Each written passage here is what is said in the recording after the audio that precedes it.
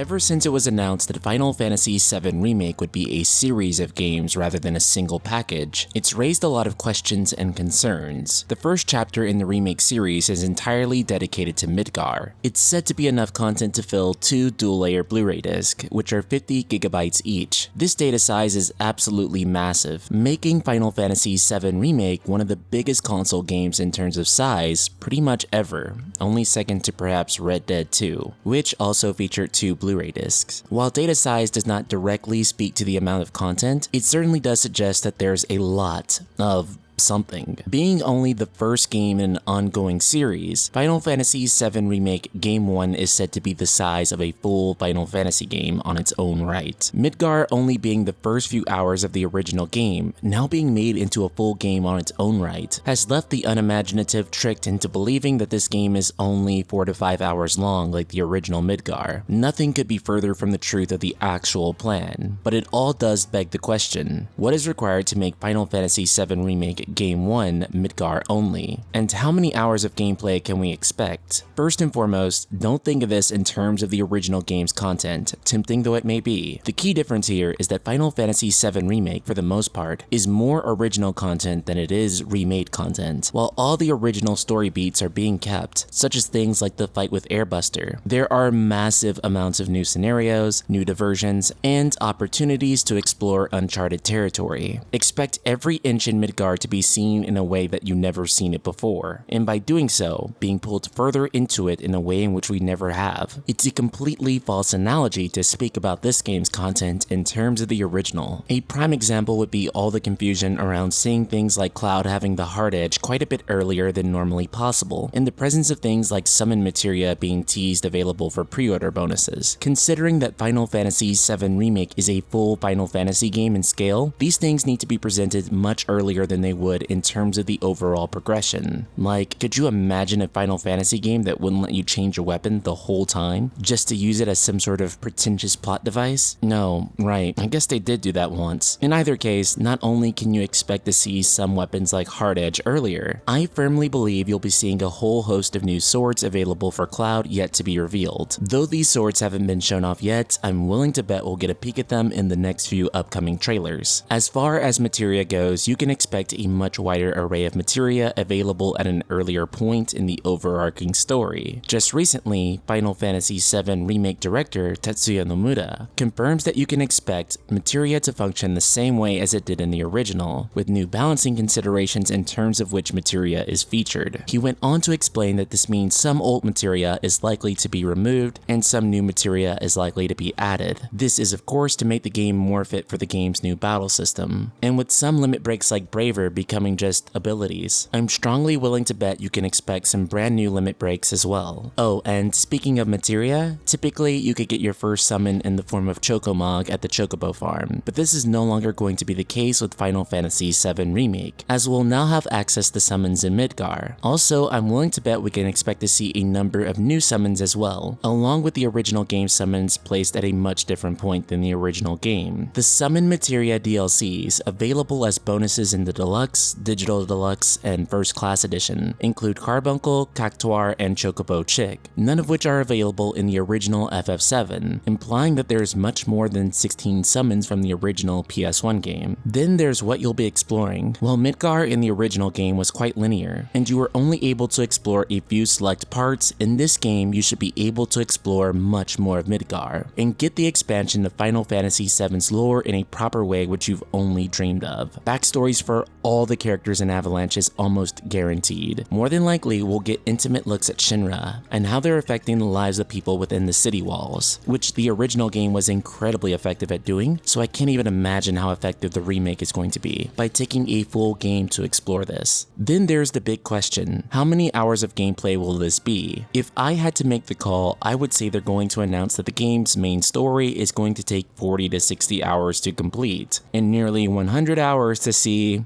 everything, kind of like they do with every game. In reality, it's probably going to take an average of about 25 hours, maybe 30 to complete the main story, at least for the average player. The reason I estimate this amount of time is that first off, it's usually always half of what they claim it will be, though I understand it's just about marketing, and inflating that number is usually a good tactic. Literally everyone does it. Secondly, roughly 25 hours is the average completion time of pretty much every Square Enix action RPG. For example, nearly every Kingdom Hearts game ever, and there's a lot, has had an average of about 25 hours for main story completion. Final Fantasy Type 0 sits at a very similar number, as well as the Platinum games developed but Square Enix owned, designed, and published Nier Automata. Final Fantasy 15 sits at roughly the same amount of hours. This is pretty much their standard for all action RPGs main story completion, but that also means that if the remake spans 3 games, approximately, that have roughly the same amount of play length, we'd be looking at 75 hours total. That's nearly double the main story length of Final Fantasy VII's approximate 40 hours, which would be completely insane. So Ultima Weapons, are you excited for all the new content to fill Final Fantasy VII Remake? Do you lean more so on the side of nervous? Or are you just somewhere in between? Subscribe, click the bell icon, and let me know in the comments below. And if you've been enjoying my content, be sure to check out the Patreon for the Night Sky Prince, and you can be as amazing as Stacy Chancellor, who's actively supporting the channel and this awesome community. And together we're going to keep rolling out incredible Final Fantasy and JRPG related videos, so be sure to check the link in the description below. Shout out to Stacy and the rest of the Ultima community.